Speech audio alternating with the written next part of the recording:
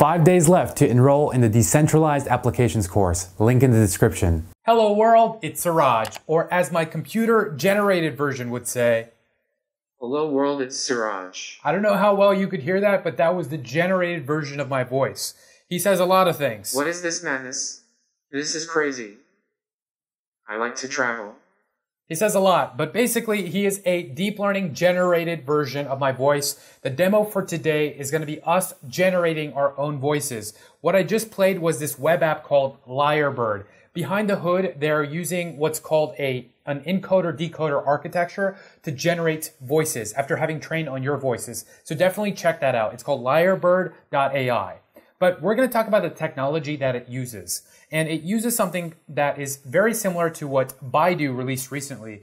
Baidu recently released a paper called Neural Voice Cloning. And it's really rare for any of these big Chinese companies like Tencent or Alibaba or Baidu to release something open source. So I'm very grateful. We should all be very grateful. And we should find ways to incentivize these companies to share more of their findings, because China is really going in on AI. And we want to see more open source work from that region of the world. So what we're going to do is we're going to talk about Deep Voice 1, Deep Voice 2, Deep Voice 3, and then the latest version of Deep Voice, which is Baidu's text-to-speech system called Neural Voice Cloning. Basically, you can say something and then translate it into somebody else's voice, like Kate Winslet, for example. That's why I have the picture of Kate Winslet, one of the authors of this GitHub library that we're going to look at later. He translated his voice into Kate Winslet's voice. So you could say something, enter it into the system, and then Kate Winslet will say the exact same thing that you did. Right? So, and we're going to look at the code as well. It's TensorFlow code. We're going to figure out how this architecture works, how it's evolved over the past 2 years that Baidu has been working on this, and hopefully you'll get an idea of how you yourself can do this as well. The link to the GitHub repo is going to be in the video description. Okay, so let's go into this. So Deep Voice 1. So in February of last year, Baidu released Deep Voice. Baidu, by the way, is like China's version of Google. It's like the biggest Chinese company that's focusing on deep learning right now. But they released a system called Deep Voice. And what it was a production grade system. That means that it was a system that was made for use in production environments, for people to actually use, that applied deep learning to text-to-speech synthesis. That means you type a sentence, and then a computer then reads that sentence, and then says what that sentence is, right? So the traditional TTS, text-to-speech pipeline, consists of hand engineering all these features of like what a voice sounds like, what a single word sounds like, etc. But deep learning does away with feature engineering, as you probably know. If not, it does away with it. Instead, it learns all of the features that it needs. And so the system could be trained and retrained in just a few hours. And here's the really interesting bit. Baidu claimed a 400x speedup over WaveNet. So WaveNet was DeepMind's really, kick-ass paper of the year last year on TTS systems. And that's a 400x speedup on the world's leading AI institution, which is really impressive if it's true. It's very impressive. So yeah, China. We gotta get in on China, see what's going down in China. You know what I'm saying? So let's talk about this architecture. So what they used was an encoder-decoder architecture. It was inspired by a famous paper called Sequence-to-Sequence Learning that came out of Google. But the model looks like this. Here's what the pipeline looks like. So you say something, right? You say something, it could be like, hello world, it's Siraj. And then it has a text version of that, right? So there's a text version. And what it does is the model will, first, it'll take that text, right? All of those words, and it'll convert those words into what are called phonemes. So phonemes are the way of describing what a word sounds like. So here's what I mean by that. So think about the words though and then rough. They both end in this O-U-G-H, right? But they sound different. So how do we represent that for a computer to read, right? So the way we represent that is by using what are called phonemes. And there are dictionaries of phonemes online. So so check this out. The phrase white room, in the phoneme version of that is W, AY1. So AY1 means a certain way of saying HI. So you see the sound here, HI? When we say it in the context of white, it makes a certain sound like I, right? White. But if we say HI in another context like high, it's different. It's high instead of I, right? So there's a H in front of it. So we could differentiate that using phonemes. So one would be like AY1 and then another would be AY2, right? So it's different than just saying like, here's what those letters are that consists of the word. Here's what it sounds like. So the first part of the model would convert the text into the phonemes, right? Once it had the phonemes, it would use another model to convert those phonemes into a prediction of what the duration was of those phonemes and then the frequency of those phonemes as well. So how long do we say those phonemes in the context of a sentence, right? How long does that phoneme last, right? It could be small, it could be long, and there's, it could be a millisecond difference, but there's still a duration for how long it is. Frequency means intonation, like how high, how low. Think about languages like Mandarin, right? Intonation matters. Like, there's like 4 tones in Mandarin, like, like that. So, tone matters, duration matters. And then lastly, once it had all 3 of those things, right? It had the phoneme count, it had the duration, it had the frequency. It combined all of those and fed it to a decoder.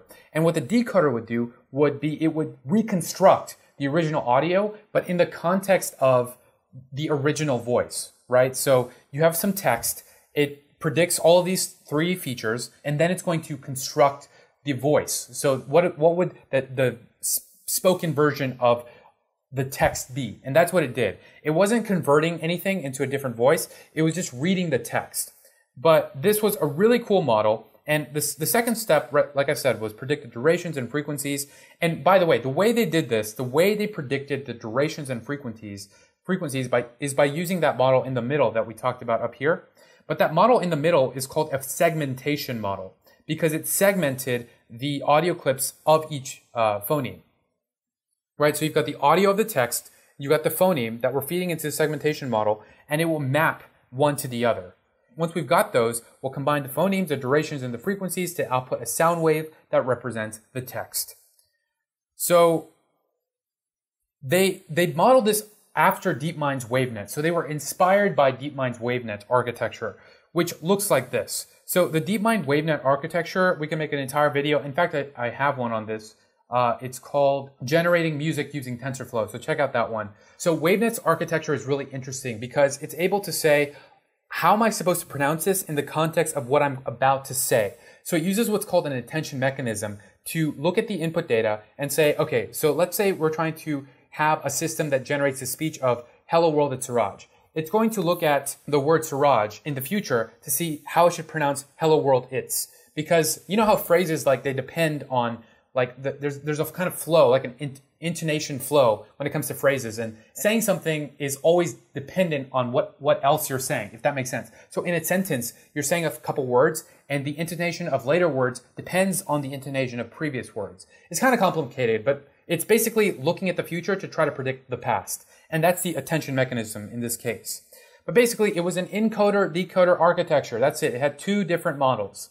And then a few months later, they released what's called Deep Voice 2. Basically, it was the same model, but they just scaled it up, meaning they trained it on even more speakers. So they scaled it up from 20 hours of speech in a single voice to hundreds of hours of speech with hundreds of voices.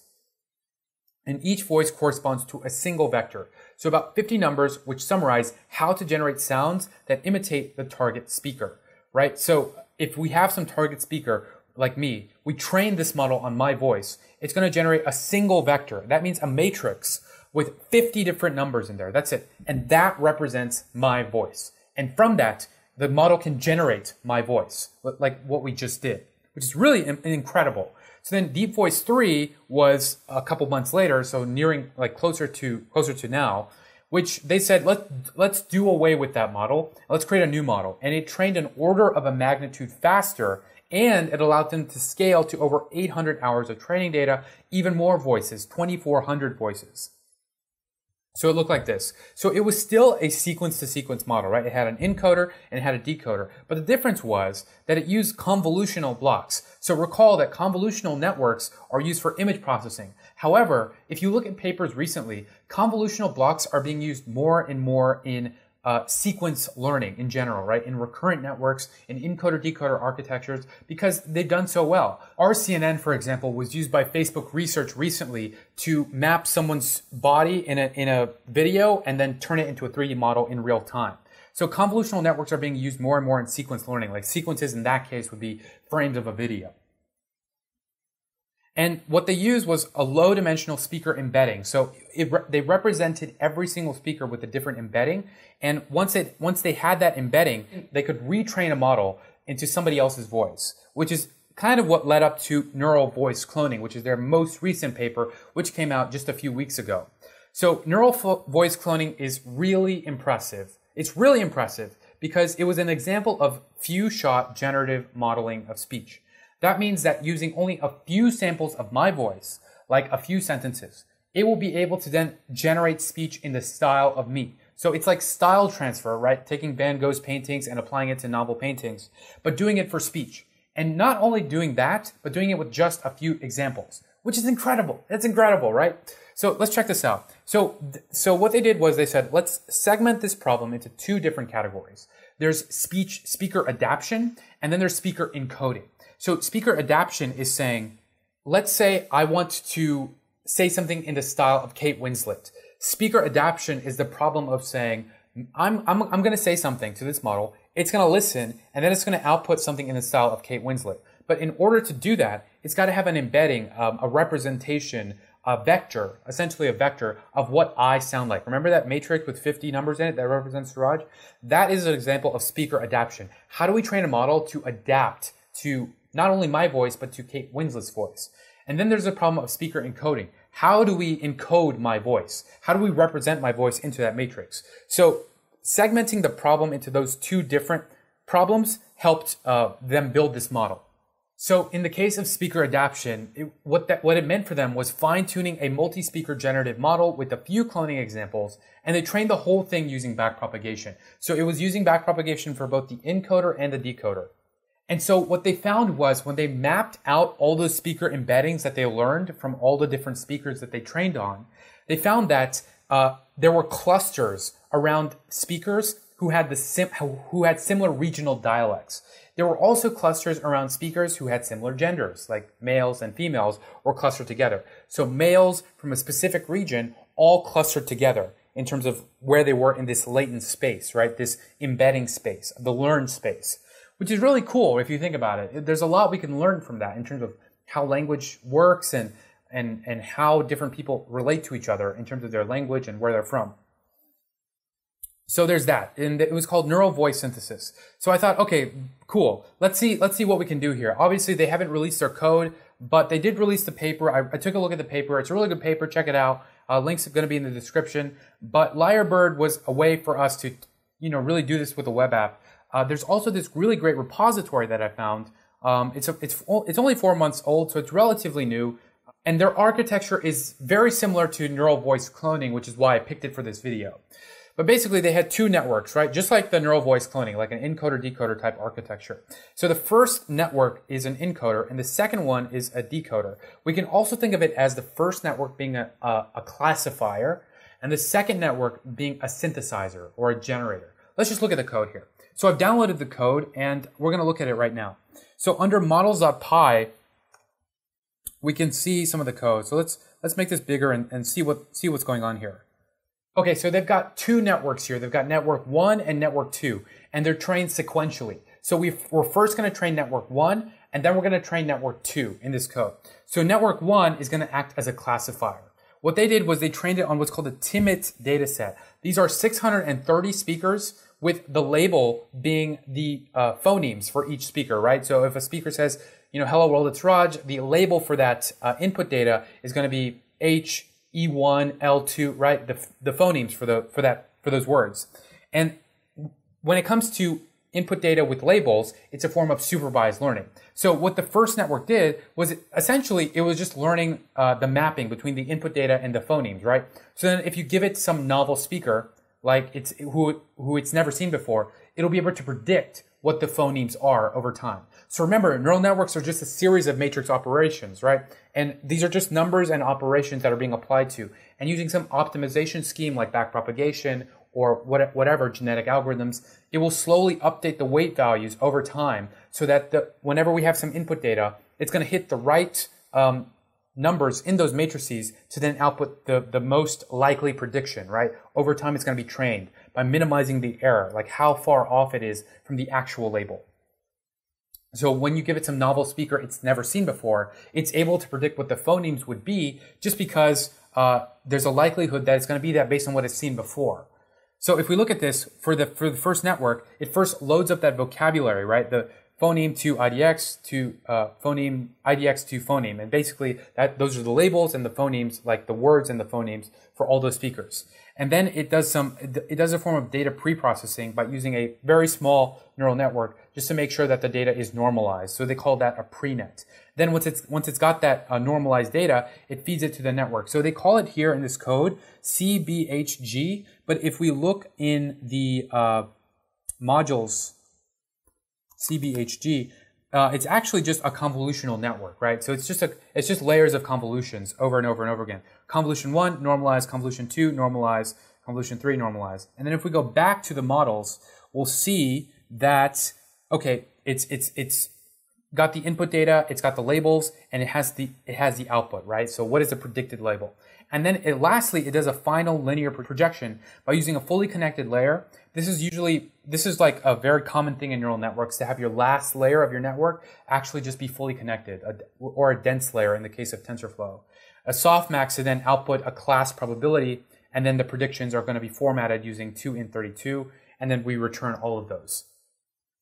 Right, so that's the first step, to train this first network on the input data and the phonemes. And once we've got that fully trained network, then we can train the next network. By the way, the loss function they're using for that first network is cross entropy loss, which means we're just going to do essentially the mean squared error. That's just a different way of saying mean squared error.